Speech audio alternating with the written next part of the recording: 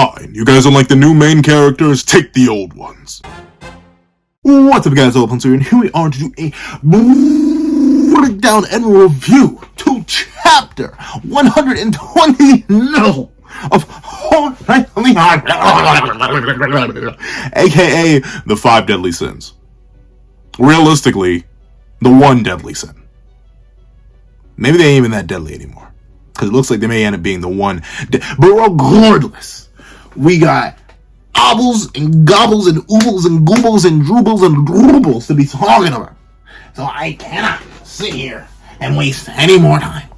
Editing me, I summon you from the higher future reality which you exist in. Ready, 3, 2, 1, go. What's up guys, I'm here. Fun fact, I do in fact have it on me. And I keep it on me at all times, ladies and gentlemen.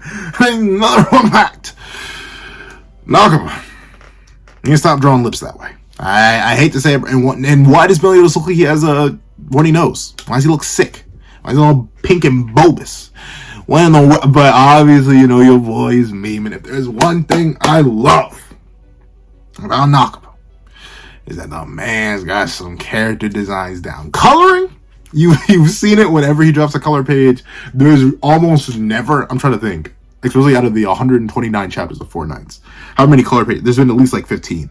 I think you can go back to every single one of the reviews. You can most likely find me complaining about at least one thing in the color page. So Nakama's coloring, never been my forte, but in terms of artistic quality, the man is up there. So I have to break down every single one of the 5 deadly sins and how I'm feeling about their modern 18-year time skip design, because it is a 2-year time skip. Thank you for the chapter for clarifying that. Thank you for everyone in the comment section of the spoiler discussion for clarifying that. But if you happen to want even more extra in-depth information and a more fun variation of this, my live reaction, when I didn't really understand everything because, you know, the text was not translated, but was translated for the first read through, you can become a patron for as low as $1 a month or a member for as low as $3 a month in order to get the live reaction. Is about a good 33 minutes long. You can go check it out over on the Patreon, or you can become a member and check it out for there. But right here, right now, we got Meliodas with the lovely hair. I'm not sure, something about this coloration for Meliodas' hair looks right to me, even though it looks like a super banana. Like, I don't know, something about it. I really like this shade of like goldish yellow. And obviously like the seriousness behind Meliodas. Once again, I will be real. It's just something about the lips. Nakama is very consistent with this, unless it's lipstick. Like, we're going to talk about Gvir in a bit. But like, unless it's lipstick, something about the way Nakama draws lips has never sat right with me. It's just a thing. I can't even properly explain it. Like, it's not a bad way to draw lips. In fact, it makes sense. Like, notably, lips, especially on literally every human being ever, they are a distinct different color than the rest of one's skin tone. So yeah, Nakama goes so far to emphasize that, but they always feel like they're poorly mixed in. Like, it feels like Nakama is whoop, and then bam, the lips were there. And same thing with Meliodas' nose here, but other than that, the drip, immaculate. I'm glad he got rid of that ugly booty behind tie that had the stripes on it. He went back to the classic red. The coat, admittedly, if I had to do a Meliodas drip tier list, Demon Mark, coat wearing Meliodas in that camp audited timeline, best fit for Mel in the entire series. And I will admit, I do kind of wish the coat was black. I think this was like blue and gold in the anime too, but if this coat was black and gold, the black signifying how he was he is the strongest demon to ever exist, and the gold representing his ties to humanity. I get why it's blue. Leonis is very commonly associated with blue, but gosh darn it, I really wish this was a black and gold coat. But even still, the design is fire. I love the detail that Nakama puts to show the folds in the coat. The buttons are drippy. Heck, even the pattern design is fantastic. Nakama, if there's 2 things Nakama can give you, it's fantastic pattern design and it's fantastic armor design. Nakama loves his patterns, and thusly Meliodas comes out looking scrumptious, even if I really don't like his lips and her nose. But with that being the case, we gotta move on to the next member of the 5 deadly sins, my main man king. Now, admittedly, if you had asked me like 5 years ago is what, 2018? Maybe like 2019, early 2020. If you had to ask me way back then, I probably would have told you my favorite sin was King. I really, really like King. I agreed with that. One popularity poll from literal years ago that may be like over half a decade old now. But One thing that bro's always had, even if he has fallen from my favorite position of favorite sins, he may kind of not be top 3. But then again, he has such stiff competition.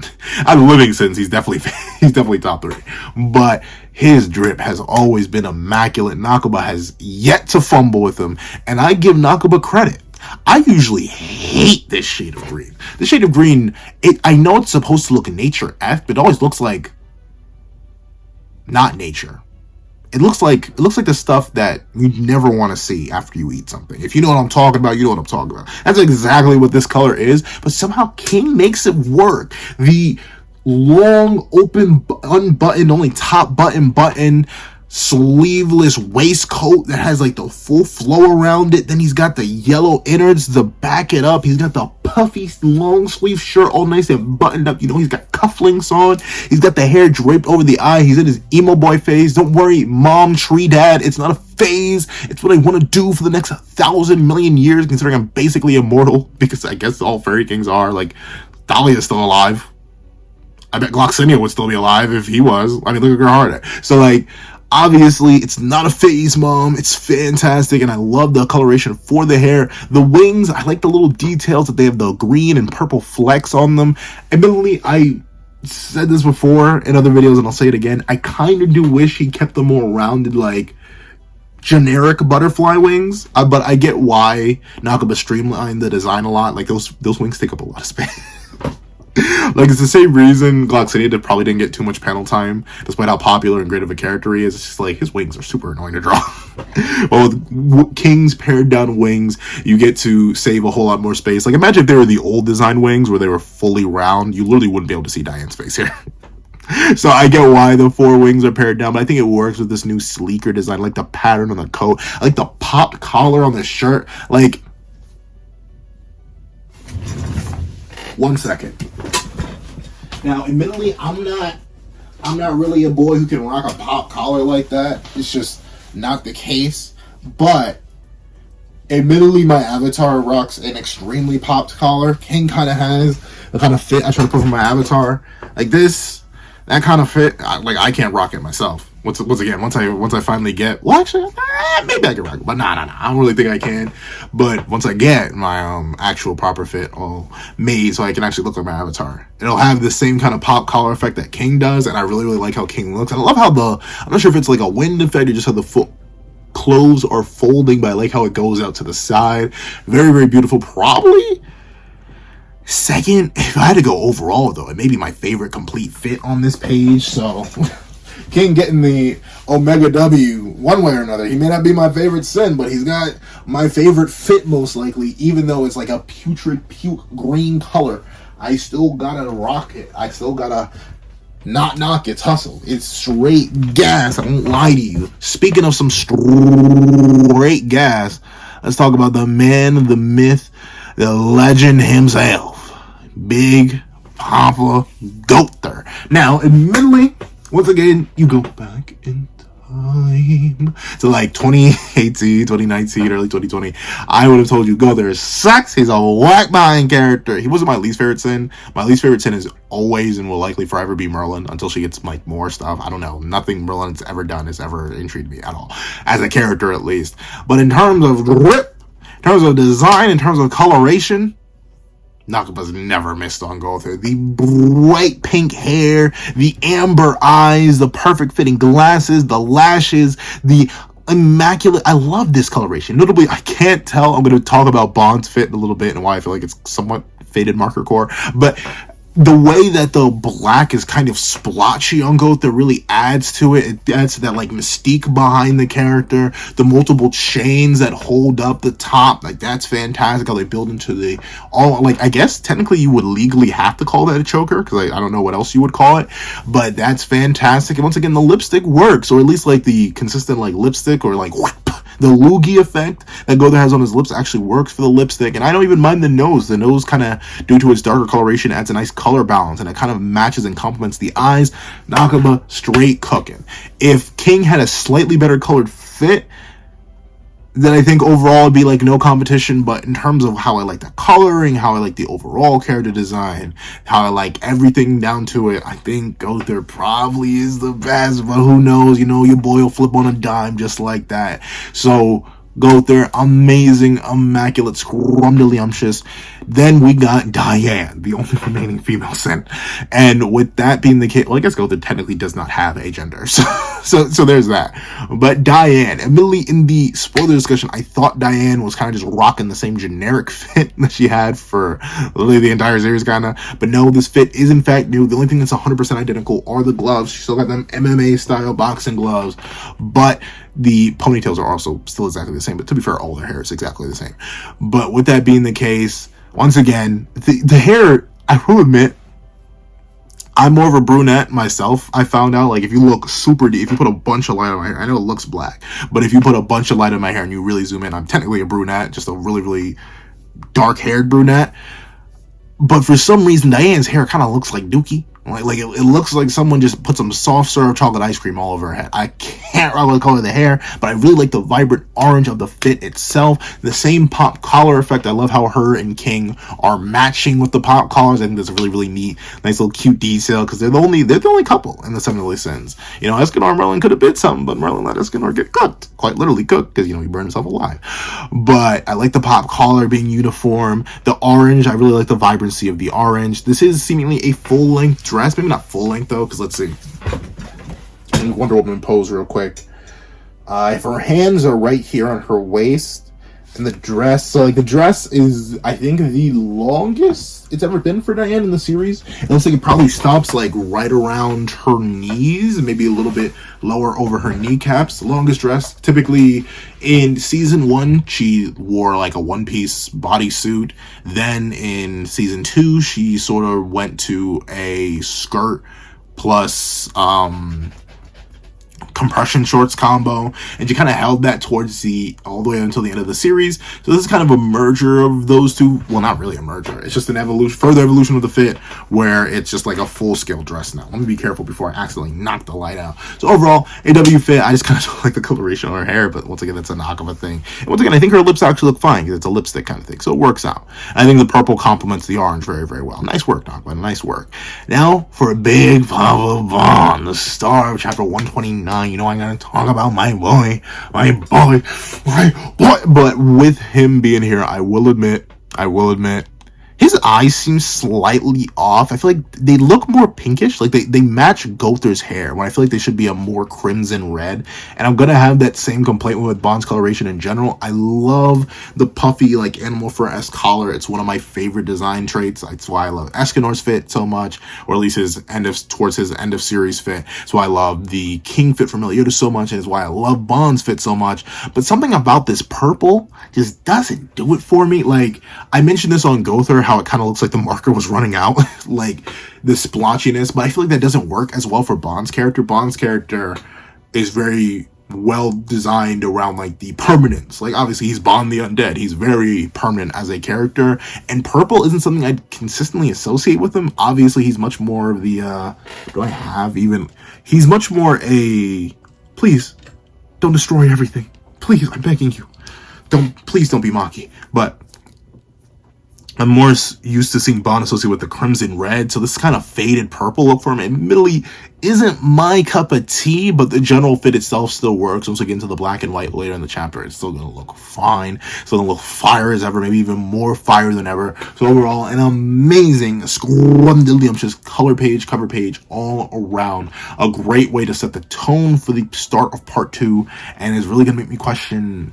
how far we're gonna go, because if you don't read or haven't read Seven Deadly Sins, this is all nonsense and gibberish to you. So we have so much to cover in chapter 129 of Invasion, so let me finally hop off the cover page and let's actually hop into the chapter itself. So we open up, baby come back, you can blame it all on Bond. But we see this reality, and notably it appears we are back within the kingdom of Leonis, but not all is well within the land ruled by the false demon king.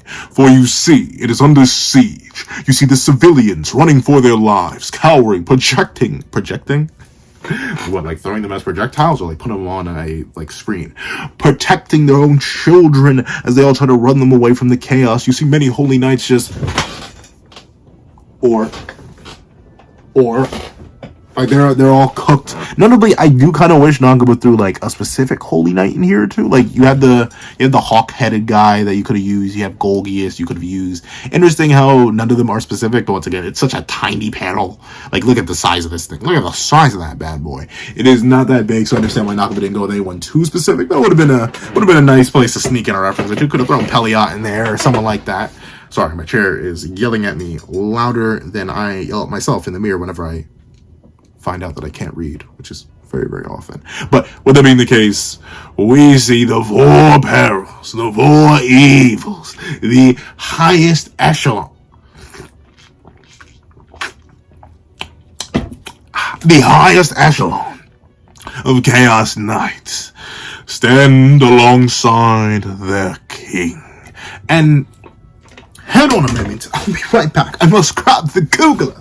Ladies and gentlemen, to my eyes, oh sweet mother mercy, I almost knocked over my water. Heavens forbid. But do my eyes deceive me?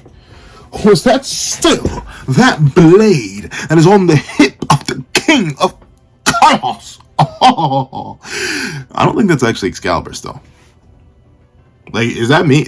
I don't think Excalibur, did it have a star hilt? Like, why else would he be invading Leonis without? Unless Excalibur, once again, a big theory that a lot of people have, especially based on Arthur's, I wouldn't say lackluster performance, but kind of embarrassing performance as the strongest creature in the verse. His lackluster performance in Camelot. A lot of people are assuming Excalibur and by proxy a large amount of his power are being kept in Camelot to kind of like maintain it. But let me see. Maybe that is Excalibur's actual hilt. Let me double check. Because I don't know why he would pull up on the 5 deadly sins without Excalibur. Please, Googler, I beg of you. Save the Soul Society, Googler. I beg. Arthur Pendragon. Let me see. Because if he pulled up without Excalibur, then bro must be feeling extra confident. Never mind. That is in fact Excalibur. It's just it's a lot less detailed, I think. Then again, oh, this Excalibur looks different though. What does perfected Excalibur look like? Yep, that's Excalibur. Never mind. He is wielding Excalibur. It just looks a little bit different from the original series. That is perfected Excalibur. So I am Dum Dum Bubblegum. So it does make sense. So that kind of, at least for this case, it kind of knocks that theory out the window that he's using Excalibur to seal a lot of his power away, or at least he's not using it fully in the real world because he needs to maintain it for Camelot, because that's Excalibur. So that theory's not out the window. We still have no idea why he was so like heavily suppressed in Camelot, or at least when he first invaded Leonis. Though admittedly, you can still definitely theorize that a lot of his power is being used to directly maintain Camelot, especially considering what he's doing to Britannia itself, sort of just like ow. But we'll see more of that later on in the chapter. So we see that Arthur says this. How long have I waited for this day? The day when I can finally end things with you, oh 7 deadly sins. Or should I say 5 deadly sins. And we see the squad and the whole crew posted up. Now admittedly, the boys only got one thing. Well, I got another, but his weapon is cooked entirely. So I only got one thing. Only Meliodas, he posted up the leader up front. But let's break this little panel down real quick. One, Gotha's rocking the dual twin bow hair. It's bigger than we ever seen him. Well, actually not bigger than we ever seen him. He did have that long ranged arrow, so he's pulled up. King, once again, rocking the fit, even in the black and white. It's just looking just right. He's got 2 spirit spears out, notably. He does not have 4. We know he can go up to 4 based on the original series, but he only has 2. So the Spirit Spear is only half as efficient. He has the original Spirit Spear and he has increase up, though admittedly not that many increases. So King, he's ready. Diane, once again, she's backed up. She's ready to swing. She's ready to get ready on him. So she's in the back supporting the whole crew, full size. You got Meliodas. He got a hand in his pocket? Nah, he's gripped up. Meliodas is looking quite grippy right now because he's got his fist gripped up and he's got Law's Vein at hand, drawn and everything. And you got the big man himself, Big Pompo Bum, posted up, Corchus on his shoulder. Though, admittedly, this is something I do want to point out, especially considering what is shown the page after this. You do not see Barna's son or any of the other knights in this hypothetical something, which is interesting. Notably, we don't really have context for when this is supposed to happen. A lot of characters are ageless. Meliodas might as well be ageless. Diane might as well be ageless. King might as well be ageless. Gvir is literally ageless. And Bon, sure, he's aging, presumably, unless he has like leftover pseudo-immortality from the Fountain of Youth after reviving Elaine. But even still, you know, once you get to adulthood, you kind of stop changing until like you literally just leave your prime. And Bon, I think you turned at 22 physically? I forget. Hold on. We had the Googler for this. When did he become immortal? Let me double check when Big Papa Bon became immortal. But essentially, it would make sense for him to not age too much, even after a hypothetical 18-year time skip, because, I mean, bro never really had time to age. And like, once you hit your 20s, especially if you're someone like Bon who consistently keeps up in training, you aren't really going to age all too much. Let me see. Yeah, he's 34. What? He was turned that young? Unknown, at least 114 chronologically, 34 biologically? Doesn't make sense, though. 16? When did he have 16, 28? He turned immortal at 18? That feels weird. Maybe the wiki's wrong on that, but maybe I'm wrong on that. So yeah, he's only 30. He's only 34. He's literally in the prime of his life right now. So it makes sense why Bond doesn't age all too much. So it's interesting. We don't know how long or where in the future this takes place, but we do know it takes place in the future. And we get, once again, due to this likely being a battle that will probably be its own multi-chapter thing in a while, we don't actually spend too much time here. But there is an interesting thing that happens on this page. Seemingly enough, a Let There Be Light tier-ish spell. Well, really, this is beyond Let There Be Light. The kind of range that these wings have is much greater than even Let There Be Light. Notably, the amount of wings, I believe, is more than Let There Be Light. Let me double check Let There Be Light. This is the beauty of having an on-hand Googler. I can double check things as I say them. Let me see. Let there, not THRR. Let there be light. Elizabeth Mangi. Take me to the Mangi. Please, I beg of you, show me how many wings. Seriously? Seriously, you're not going to show me? I need the wings, gosh darn it. I need the wings. Okay, there we go. Oh, God Tier's ranked? I may have to do that myself. But yeah, 8 wings in prime Goddess Elizabeth's Let There Be Light mode. But for what appears to be another Elizabeth tier attack, I count 1, 2, 3, 4, 5, 6, 7, 8, 9, 10. I count 10 wings. Now, admittedly, wings and how much that scales and whatever doesn't mean much of anything, but these wings are massive, even in comparison to Let There Be Light, and there are more of them. I think the only being that has been shown to have more wings, like the Supreme Deity. She has like 24, I think. She has a bunch of wings. So this is interesting. We don't know what this means, though. Is this Elizabeth being slain, and this is all of her goddess power being released at once? Is this Elizabeth performing like a mass heal? Is she doing another one of those things that she did during the Holy War, where she just like is consistently releasing healing magic to keep the sins topped off as they fight? What is happening here? I don't know, but it's very interesting that this is what gets pointed to, even though, just like none of the 4 knights make a cameo here, Elizabeth isn't even shown here. She's not present at all in this little flash forward. So what does that mean? What happened with Elizabeth, and what does this mean for her? Is this even Elizabeth? Could this be Tristan? Who knows? We have no clue. But then we get the big shocker, the big the big bamboozler, but kind of the big bamboozler of this chapter. We see a spear drenched in juice, and we see a certain man laid out on the ground, spitting up juice. And we see another, the same man with that same spear, cloaked in shadow, holding the juiced blade.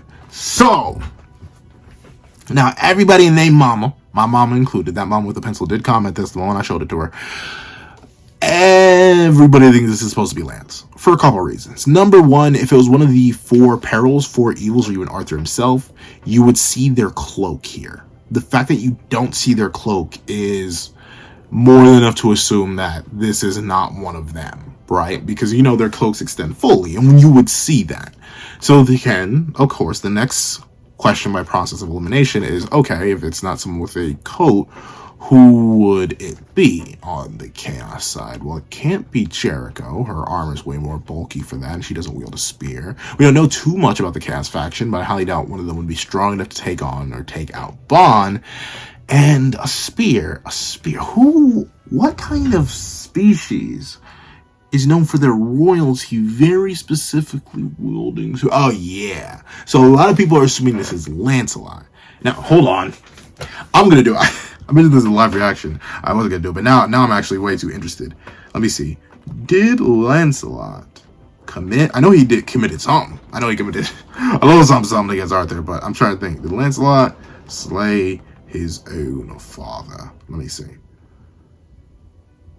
Did Lancelot slay a dragon? Who was Lancelot's father? King Bon, Sir Dinadon. Okay, yeah. So there's no mention of patricide in our story of Lancelot originally, at least from my quick Google search. So this would be a new addition. But it would make sense if Lance was doing it, at least on a power front and a general appearance front. Lance has baggy but some enough pants that this could be him, and he's a royal fairy, if only half. And they are notorious for their spirit spears.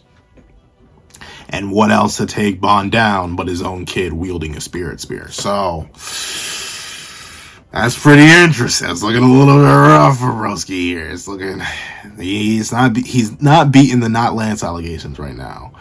And this is where we get an interesting contextualization for all of this. We see in a bubble, stop. Sorry, that was such a horrible voice. Stop! I can't. I'm sorry, I can't do a female voice to save my life. Unless you want it to be this, and honestly, I may give that to Gwynevere, but that actually may be offensive, so I probably won't. Stop! But we see this is not more but Gwynevere's dream. How old is Gwynevere? I meant to look this up. I'm sorry. I know I keep Googling things, but I actually want to make sure because we get a confirmation of how long the time skip is. And it is much shorter than I thought it was going to be. Ironically enough, it's the same length as the Naruto time skip. So, I guess technically it is just fine in terms of what it should be. Let me see. How old is Gwynevere? She 12. Okay, so she's 14 now. Okay, that's right. She's 4 years younger than Lance. I still remember. I still remember the whole internet blowing up. You know, every time the internet blows up over Lance, it isn't because Lance did a cool thing. It isn't because Lance is Himothy. It's because Lance is getting turned into a victim, one way or another. Either up or down, he's always getting turned into a victim. But with this being the case, we see that Gwynevere was dreaming. But we gotta remember, the reason Kaleidoscope do be kaleidoscoping, Gwynevere either has to be there, she needs to be there to witness it, and or she needs to be told about it. But considering this dream of hers is from a first-person perspective, for some reason, she's there. Intriguing. So Gwynevere may end up playing a more active role one way or another. Interesting. That's at least what this hints at to me. Unless the rules of Kaleidoscope have changed, which maybe they have. Who knows? Once again, magic does evolve depending on the wielder's own perspective of it and time passing. Characters with certain magic will just grow stronger with time, and other characters can shift their entire view of magic. Think of Donnie and his just lifting magic being turned into full-on telekinesis once he thought about it a little bit harder. So I wouldn't be shocked if Gwen, through stress or anything like that, actively ended up changing the fundamental nature of her magic, so maybe she doesn't even have to actually be there.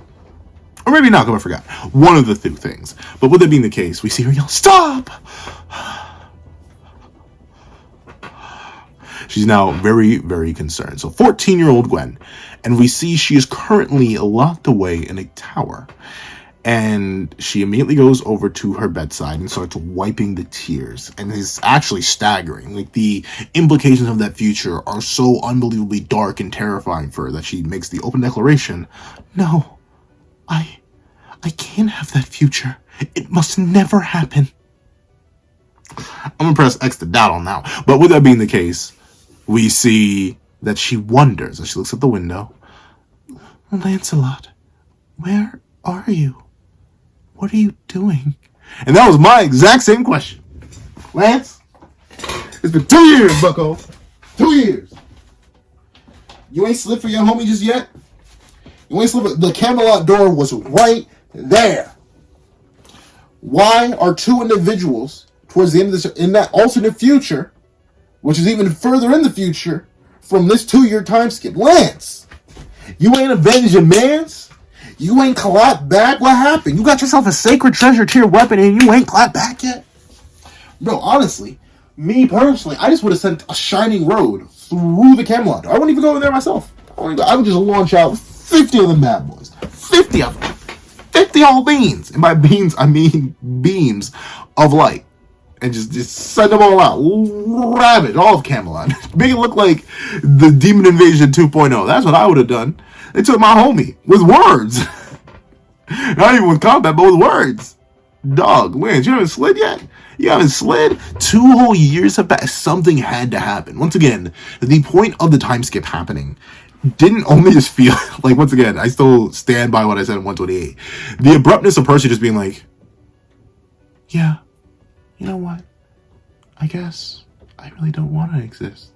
Bye." And like, I still feel super abrupt to me. But there's so many open-ended plot points that are kind of just left at the end of 128 that we are clearly just skipping over, at least for now. Presumably they're going to be addressed, but dropping 2 years on us when they were right in front of a Camelot door, like, literally the only thing you had to do to make me not question it and maybe just assume, okay, maybe they left the Demon Realm, or maybe they didn't enter Camelot, or one thing or another, you just had to destroy it. Somewhere, you could have had Mortlock do it, or someone should have had to destroy the Camelot door, because that bell door being open and then you have a infuriated Lance here telling me he didn't run up in there on an impulsive decision and try to just go take care of everything himself. Come on now, Bucko. But obviously that mystery, that intrigue, it's kicking in again. Like, Nakabo was very smart by doing that. Because after 128 chapters, I don't know about y'all, but I've become quite attached to our new main cast. Just a teeny tiny bit. I love Percy. I love Nonsense. I love Donnie. I love Anne. Kion I flip back and forth on. But Isolde's neat. Gwen, give her something to drink because she's unbelievably thirsty, but I like her too. Tristan, fantastic. Even though I've been a little bit on the Tristan slander train as of recent. Once he cooks a little bit more, then obviously I'll leave him be. But with that being said, I feel attached for them now. I feel attached to them. And one of the biggest things that a lot of people who were reading Four Knights was looking for, they didn't want no darn new cast. Who cared about it? What's up, Percy? Hanasians? The heck's a Donnie? And who? Like, a bunch of people were looking for the original cast. The original 7 deadly sins, even though if they were now the 5 deadly sins. But by dropping 128, ending part 1 so abruptly, he now gets the benefit of having both. Of course, I want to know what the old cast was up to. I want to know if Percy's come back yet over these 2 years. I want to know what Lancelot's been up to, the Night of War, what Tristan, Gawain, all of them have been up to now that they've lost one of the 4 knights. Have they given up? Have they retreated back home? What is happening? Are they training? What's going on with that? I now wonder where they are. So even with the return of the sins this chapter, either indirectly through a dream or what we'll see is directly later on, I now am just as interested in the sins as I am in the previous main characters. Chef's work. Once again, beautiful work by Nakaba. He's a...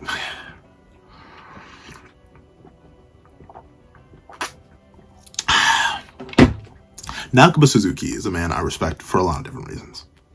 He has some of my favorite characters ever. He's written them. He has some of my favorite artistic interpretations, and he has one of my favorite art styles to the point where it's drastically been a massive influence on my own art style. And his is an art style His is an art style that I consistently practice with a whole lot whenever I'm doing my own warm-ups and stuff like that. I love his art style. He does some questionable things. He does some questionable things with his manga. No doubt about it. But if there's a guy who knows how to work your feelings around characters, it's Nakaba Suzuki, and I will always respect him for that. And we see that Gwen is essentially Rapunzel. Arthur, sweet mother of mercy.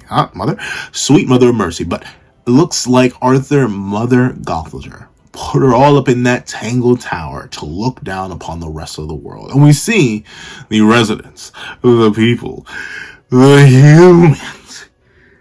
They don't care. Well, they care that she's there. They say, hey, look. Well, a child presumably says, hey, Mom, look. That's Princess Guinevere up there. And the mom responds, oh, glad to see she's looking well today. Yes, another fine day. We should thank King Arthur for. You said it. So, right now, at this point in the chapter, we are deep within Camelot, presumably in a major town, and Guinevere is being used. I seem presumably, once again, as what Arthur mentioned she was going to be used as, a figurehead. Something that's there, but Arthur doesn't actually plan to do much with, outside of, like, probably pester her for the future. Arthur probably comes in, like, hey, have you been having weird dreams lately? And then Guinevere is probably like, see, I need a kingdom key. Because, like, I mean, I guess the joke works. Guinevere's like, I've been having more than just weird dreams lately, Arthur. I've been having strange thoughts. Like, that could be Gwen's response. That would be entirely accurate to the totality of Kingdom Hearts lore. But with that being the case, there is also the likely possibility that she's just being used to kind of inspire hope, even indirectly. Her just being there, her being another part of the Pendragon royal family, as it may be, Princess Guinevere. Notably, she's not noted as a queen. She's very specifically noted as a princess. No sort of marriage for Arthur actually went through, or anything to the point where she has any real position of power, even in false position of power status, like a empty throne name or something like that. Like, essentially calling someone like, I don't know, calling someone who does the exact same work as an entry-level employee a senior variation of that same point. She doesn't even have anything like that. She's just a princess. So she's literally a princess in another castle, locked in a Camelot steeple that's meant to inspire or sort of congeal the people of Camelot. And it seems to be working. And it looks like even her attempts to exist or escape or anything like that, all they do is sort of indirectly feed into that happiness, that faux happiness that comes with being in Camelot. Because Camelot is where we all should be. Camelot is where we can be happy. Don't you want to come to Camelot? Wouldn't Camelot be so much fun? Come on, take my hand. Let's go to the land of hopes and dreams. Like that's obviously what she's there for, and I do like that. Arthur, once again, he's nuts. He's there's no sugarcoating it. Bro's literally insane. He's lost what little of his good mind he had left. But he's still strategical. He still has a cognitive enough brain to know that it's good to have them rally around something. Obviously, you could put all the humans together. Heck, throw Bon and revive Eskin, throw him in there too. You could throw all of them at Arthur, and he would laugh them all out of existence. Arthur's way too powerful for any of them to rebel. But once again, it's easier to have them pacified. And what better way to have them pacified than use this false figurehead? It's a tactic that's literally just used in history in general. This isn't just like an Arthur specific thing. So I like how that's being built in. He's still smart. All those years of being king have definitely helped shape his worldview and better evolve him as a leader, and I like that. And once again, this is just subtle characterization for Arthur. Very specifically, keeping her in sight but out of reach. No one can presumably reach her up in that tower, but everyone can see her. And that's all they need to do.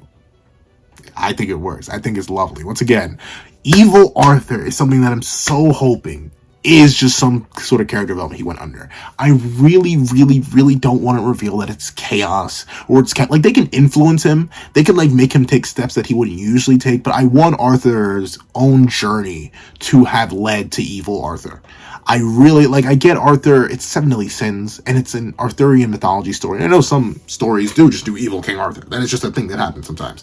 But I do hope it's one of those. I hope he is just a bad dude. Just let him be wrong and let him be evil. Don't have him need to be saved because it was actually Kath the entire time, or it was actually Chaos the entire time. I fear it may go that way because it's Nakaba, but at the same time, I'm hoping that we just generally get an evil guy who's evil because he's evil. And I know it sounds so dumb and stupid and silly, but I do kind of want that because all this little extra characterization Arthur's getting, the power plays, the pro plays, the manipulation, the destruction, all that stuff that's going into Arthur's character, it's not automatically going to be devalued if it's revealed that, secretly it was Kath or Chaos all along. But it is going to heavily devalue all this. So I really want this to be Arthur exclusive. And we see that Gvir has a crisis of conscience, essentially. She looks out over the entire land before her. And she declares this. Oh my gosh, it's so beautiful. Bountiful green as far as the eye can see. Smiling, happy people everywhere. How much Britannian blood and tears needed to be shed for this? So, once again, we get a full, beautiful scope of Camelot. Or at least the current Camelot. There's some weird things. I have no idea. I don't think this is Gwen's Tower. I think Gwen's Tower, maybe it is? It's hard to tell. I don't think so. Because Gwen's Tower seems to be part of the village. And this seems to be the village that they're referring to. But then again, I don't really see Gwen's Tower here. Unless this little thick spire is Gwen's Tower. But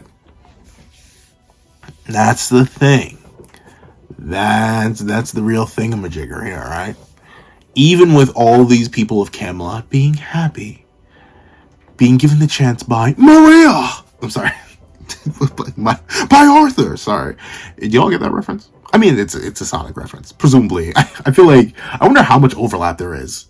Like, I know some people are lucky enough on the channel to be like, I literally watch and consume media on everything that Pencil also watches and reviews. Wonder how many of y'all, like, do you get the Shadow the Hedgehog reference? He's popular enough, presumably. But with it being the case, them being given that chance, that hope, that opportunity, it's great. It's fantastic for them, in fact. In fact, everyone deserves their own happiness. And admittedly, the world, just due to how it functions, is a world where everyone can't win. It's just not how the world works. But knowing how this happiness is forged, how this happiness was born, of course, it's going to be slightly haunting. Not even, if not slightly, just extremely haunting. Because this land very likely isn't even Camelot's to begin with. It's most likely chunks of the original world, slowly but surely being taken away, bit by bit. And once again, that is strange. That is very, very strange. Because we know that Chaos created the original planet, as far as we know. At least based on the original lore. And we know that beings lesser than Chaos are capable of creating their own separate spatial dimensions. Space-time dimensions? No, as far as I can tell. Once again, unless you can prove that the Celestial Realm and the Fairy Realm and the Demon Realm run on different timelines than the main one, which I don't think is implied anywhere, then it's hard to argue they run on separate time spaces, but they do exist in separate spaces. They need to be reached by portals and stuff like that. They do not exist in the same world. They don't even share the same sun, which is why a lot of the higher scaling for 7 Deadly Sins characters come from.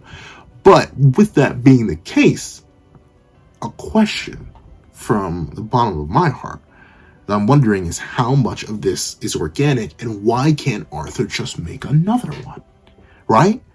Like, why can't he just make a new world? Is it because he's trying to do it in a separate space? Why not just make a new planet on some spoilers from spoilers type beat? My God of High School fans know exactly what I'm talking about. But my God of High School fans were caught up on the completed webtoon, by the way. God of High School is most likely my favorite piece of fiction. I don't talk about it too much on here because it's already over. But go read God of High School. It's very, very good. But with that being the case, I wonder why. because there's a very similar scenario where that series where a new planet kind of gets created next to the old planet. I wonder why Arthur's struggling so much with that. Why is he taking out pieces of Britannia? Is it just to be petty? Is it just to be a silly, goofy little guy? Like, oh, I'm gonna take this plot. I'm gonna take this plot. Like, I wonder what it is that's causing this. Or once again, maybe it goes into the idea that Arthur doesn't really have full control over chaos. Once again, he can't even make one person. So why couldn't he make an entire world? He had to shapeshift a fairy to look and feel like Merlin. He couldn't just make himself a Merlin. So, once again, like, the utilization of Guinevere being trapped in a tower underlies Arthur's inherent tactical ability and understanding of his own people as a king and a ruler. Ultimately, his lack of ability to create his own world without stealing pieces from the main one belies an underlying lack of stability and control over his own abilities, which is very, very interesting. Both parts, super duper interesting. Once again, Nakaba threading these little bits, these little seeds, which is why I think some sort of twist is about Arthur is going to be revealed, whether it be that chaos is repelling inside him, Kath is repelling inside him, or something.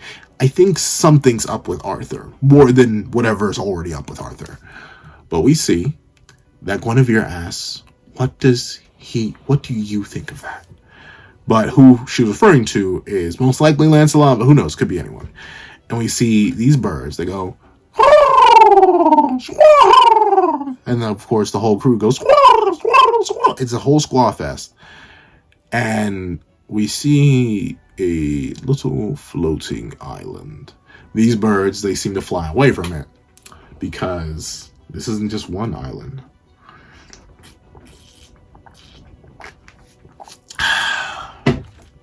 It's a couple. 2 years later in northern Britannia.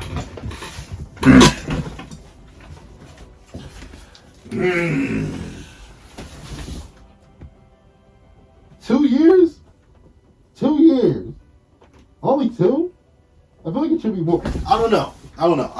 Something feels weird about it only being 2 years. But that may just be a me thing. That may just genuinely, wholeheartedly just be a me thing. I was kind of expecting like a 4-year.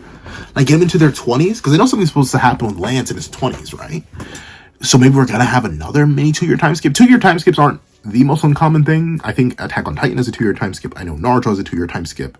The original Seven Deadly Sins time skip is only about 6 months. It's when Meliodas dies to the Ten Commandments, then he revives about 6 months later. And then obviously you have the time skip of Purgatory. That's separate from the main timeline, or at least the main Mortal Realms time flow, so that's different in my opinion. But 2 years, very, very interesting. So our entire cast is now adults in the modern day. I know technically 16-year-olds is adult in their time, but obviously that's not the case in our time, depending on where you live. I know adulthood actually still does vary. I think some places you're an adult by 16. But here at least, now all of our cast is 18. Because I believe everyone was at bare minimum 16. From Gawain all the way up to Lancelot, they were all 16. And now they should all be 18. And Gwen, who is 12, should now have gone from 12 to 14. So interesting, very, very interesting. The whole crew is going to get some time skip designs when we see them, which is going to be very, very exciting. I'm excited to see what 2 years can do. Because heck, like, it depends on the person. I've seen some people who didn't change much at all from 16 to 18, and I've seen some people who have gone under, drastic, not just character shifts, but like visual shifts overall. In just 2 years. A lot can happen in 6 months. Not to talk of 2 years. So Nakaba's got another shot at the drip designs. Nakaba don't fail in that. But with that being the case, there is a roar in these fragmented caverns. What this roar is, I have no idea. It is quite concerning. Maybe we'll see that soon enough.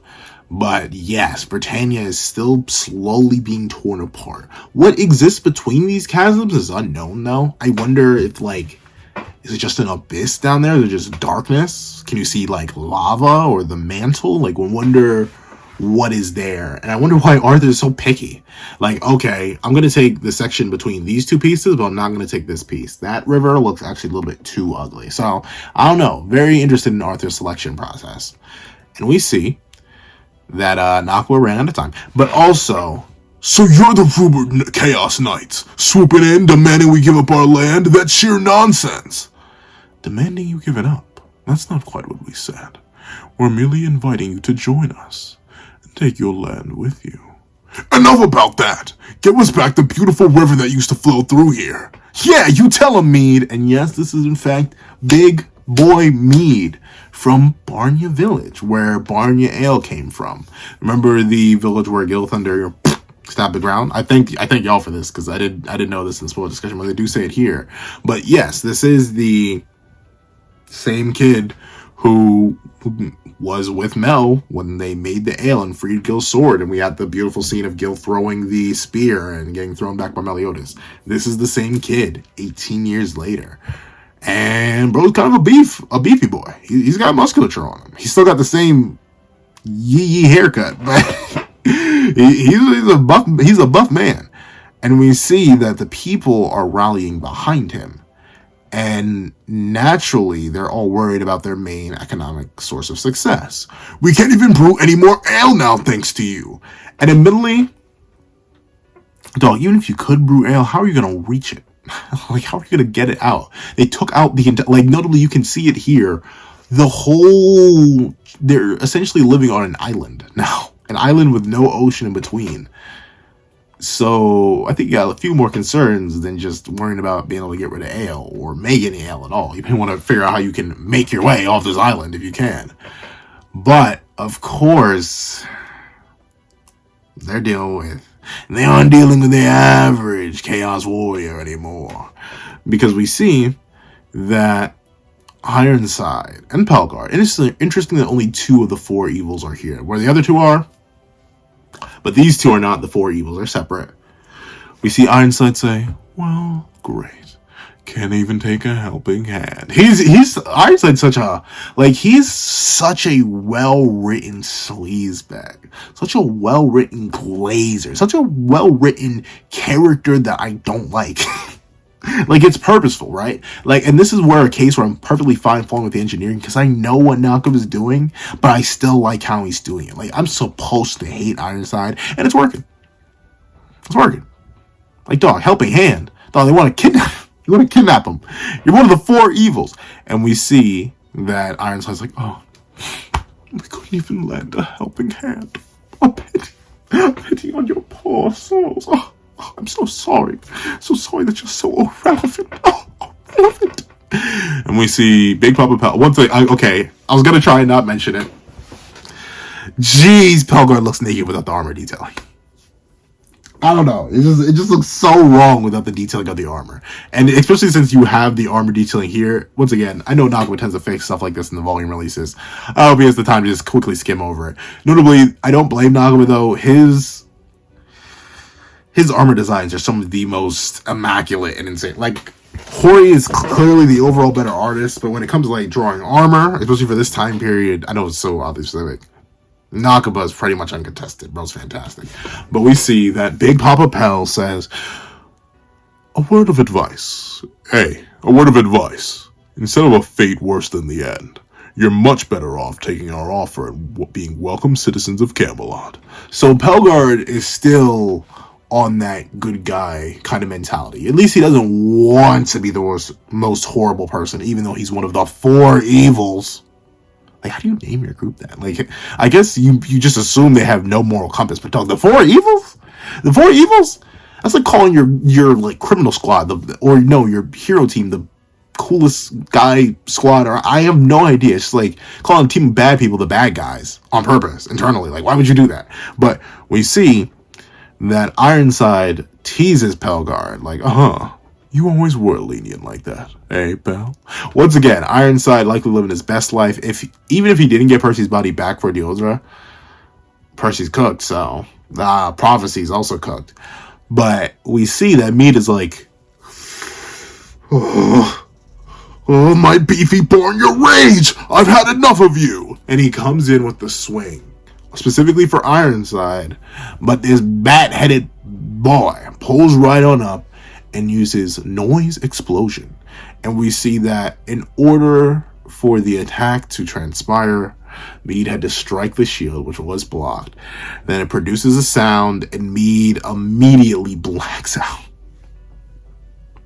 which is crazy. I thought they often meet here, but we see that for some reason, well, I get it, it's anime and manga, but for some reason, the bat person says, "Echo, I amplify the sound he made himself dozens and dozens of times over, and made it echo across his eardrums. Allow me. Abgudiba. I'm sorry, I'm never gonna be able to say her name. No, I couldn't look it up and see how Google pronounced. No, I was about to do it. No, I'm not doing it. They're not going to be important for much longer anyway. You'll see. And we see that the main reason they do this is because they're trying to slop all the four evils. Be like, oh, no reason the almighty girthy four evils should disgrace themselves with such dirty work. Let me handle it. But of course, we see that as Mead is trying to be recovered by yelling at him when his eardrums have literally exploded, a certain person walks up. Hey, now, so really, you just don't gonna make any sound, right? And we see that the bat person, Batman themselves, says, let me ask you then, how will you penetrate my armor without a single peep? A single peep. And really, it's a cool entrance, and I get why, but they really played themselves. I know they were high off their own supply right now, but they should have recognized who this was. Because instantly, homeboy, once again, like he never left. I have issues with Bond. Mainly his taste of women. Like, she's like, if you've been in the community, you've heard the Belaine stuff. And you've heard my disdain for it in the past. We've done the channel. But back again, like he never left. Bro just went. You see that? Even faster. He reached in, and they didn't even know what happened. Because, boom, I love how you can see it in this panel. Just ripped out the heart. No Kurochus, no nothing. He has Kurochus on his shoulder, but no Kurochus, no nothing. Just straight. That's mine. No. And we see Abgudiba fall. See why I didn't learn their name? See why I was about to search how to Google it? It doesn't matter. They're cooked. And we see that Ironside and Pelgard both realize, oh, sweet mother of mercy, we may have made a mistake. Because the man throws the heart. And Ironside says, oh, no, is that Alta's heart? I know why he dissected it, but dog, maybe you could have put it back, but there's no way. But you could have tried putting it back. You just quartered it for no good reason. Well, obviously, it probably would have done damage if the man who threw it is the one who threw it. And note the little sin belt buckle, which is so adorable. I'll talk about that in a sec. But we see the man doesn't even smile as he walks up. He's very disinterested in this entire occasion. We see Pelgard say, well, what an honor. What's one of the legendary deadly sins doing here? I thought your job was done once you saved the world from the Demon Lord 18 years ago. I get the Demon Lord is the more official translation. I really wish he was the Demon King, though. And whenever I refer to him, I will usually refer to him as the Demon King. And whenever I do versus battles, he will be the Demon King. But MHA does it with Demon Lord. For some reason, Seven Sins does it with Demon Lord. The thing with lords, it implies that there's multiple of them. At least to me. Whenever I think of lords, I always think of Macduff and the many lords, the Lord of Cawdor, stuff like that. But with King, there can be multiple kings. Obviously, look at Arthur. But the Demon King, I don't know. It just seems like a cooler moniker than the Demon Lord. But interesting how Pell does immediately recognize him and does sing his acolytes. Hey, I thought your job was done. But dude, you're giving him a new job. Of course he's going to engage. And we see that it is none other than the big man himself, Barn, the Foxen of Greed. Look at my boy. Back again like he never left. Now, if you'll remember, I did find it strange that Bond randomly got a cover. I think it was it was right the Nanashi fight. Bond just suddenly got a cover. I was wondering that's oddly weird. Why suddenly throw Bond on him? Obviously he's Lance's dad, and it makes sense for Lance. This seems like such a weird thing. Nakaba, are you just trying to get back into the groove of drawing Bond? I mentioned even back on that cover page, Nakaba clearly hasn't lost his touch. He still knows how to draw these characters. But maybe that genuinely was. Maybe a little game theory was right. That was a warm-up so he could get used to drawing Barna again. And once again, like I said, the fit looks way better in black and white. It's very reminiscent of his original fit. Once again, with that like open-sleeved round coat, I love that kind of design. Once again, it's a major influence for my avatar's design. Shagor. And with that being the case, I love the puffy collar. I love the Sin belt buckle. It makes me wonder if he's wearing that in honor of his son who came up with the little fox design, or if Lance got the little fox design from his dad and is wearing that face, that form, because he's like, oh, my dad has this belt, let me just use his. I don't know. Either way, it's adorable. Either Bon is lovely supporting his son's little foxy phase, or the little foxy son is supporting his dad's choice of wardrobe. Either way, it's adorable. And we see that Bon, Fox, son of greed, is being questioned. Why are you in this? Whoa. What is transpiring? Yeah. Why are you in this backwater alone? You're all too busy defending your own nations for this. And we see Ironside immediately goes to try and slice Bon up, but Ironside's like that, but he ain't that like that. Maybe. Who knows? Maybe he is. Maybe he got a chaos amp or something. We see Bon says, and thanks to that, Britannia's been laid waste to. Now my nightly air is nowhere near satisfied. I don't know why I gave him that voice. Went from like cool guy to like a horrible Jack Sparrow. But yep, isn't it convenient? Remember, the town that Mead was from produced Barna Ale, the best ale in all Britannia, according to Meliodas and Bon. So of course, when they're finally under siege and his regular shipments go unfulfilled, you know Bon's gotta get active. Wouldn't be shocked if Mel was running house somewhere too. And we see Bon hasn't lost his stride as he immediately takes Corchus and smacks Ironside with it. And Ironside's already beyond Demon King level because of this. There's a what, post 18-year time skip Bon? And he's got Corchus in hand? You know that boy's strong. But yep, we smack Ironside to end off the chapter, and that is the end of the chapter. So, huge takeaways to take from this chapter. Number one,